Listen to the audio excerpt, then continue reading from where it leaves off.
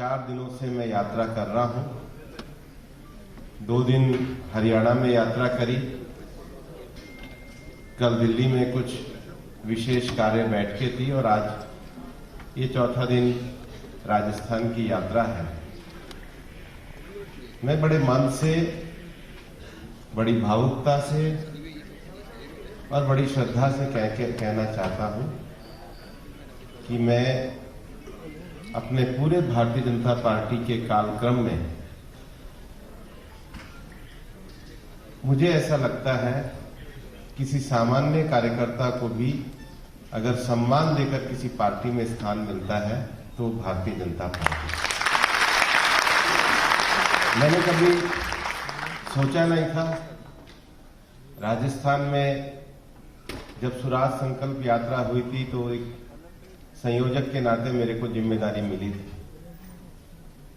उसके बाद पार्टी ने झारखंड भेजा तो अर्जुन मुंडा जी की यात्रा मैंने कराई, बिहार भेजा तो सुशील मोदी जी की यात्रा मैंने कराई, यूपी चुनाव आए तो परिवर्तन यात्रा मेरे को पूरा यूपी का एक संयोजन का दायित्व दिया गया। सुनील बंसल जी के साथ पूरी संगठनात्मक योजना हमने परिवर्तन यात्रा की करी और गुजरात, महाराष्ट्र सब जगह यात्रा करता रहा।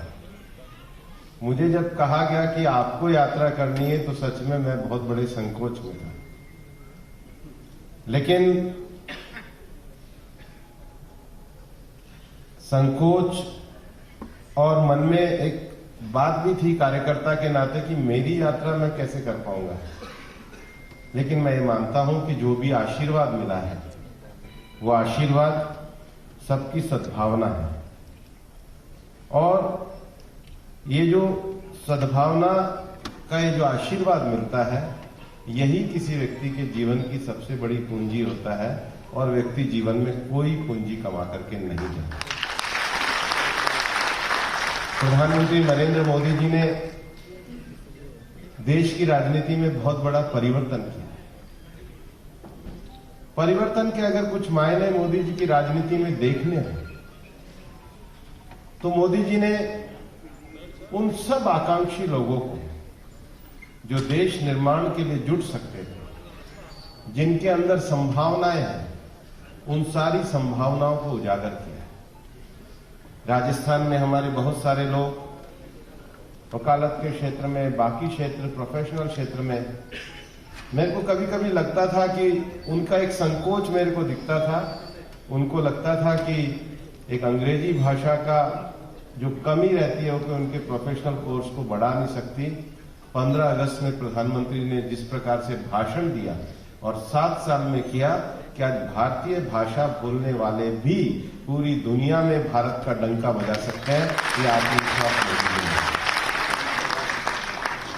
मैं हरियाणा की यात्रा पे था। एक ऐसा प्रदेश था जो कन्या भ्रूण हत्या से बहुत ज्यादा प्रभावित है। कभी कभी हरियाणा में उसकी सामाजिक व्यवस्था में ऐसा लगता था क्या हरियाणा में महिलाओं को बराबरी का स्थान दिया जाता है? क्या कन्या भ्रूण हत्या के खिलाफ कोई सरकार में रहते हुए भी इस प्रकार का सामाजिक मूवमेंट चला सकती है? मोदी जी की प्रेरणा से बेटी बचाओ आंदोलन जो चला, आज हरियाणा में मैं 2 दिन की यात्रा के बाद विश्वास से कह सकता हूं न केवल कन्या भ्रूण हत्या समाप्त हुई है, हरियाणा की बेटियां आज खेलों में दुनिया का नाम रोशन करने लगी है। ये 7 साल की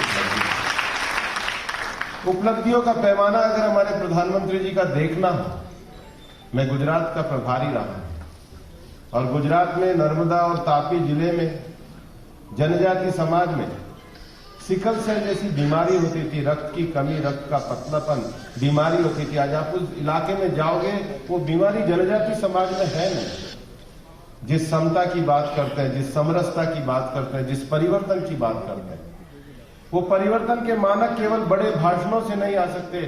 कोई नेता जब लगातार संपर्क और संवाद करता है, कोई नेता इतना बड़ा अंतर्राष्ट्रीय नेता होने के बाद भी जब 10वीं कक्षा के बच्चों की परीक्षा आती है तो परीक्षा पे चर्चा भी होगा।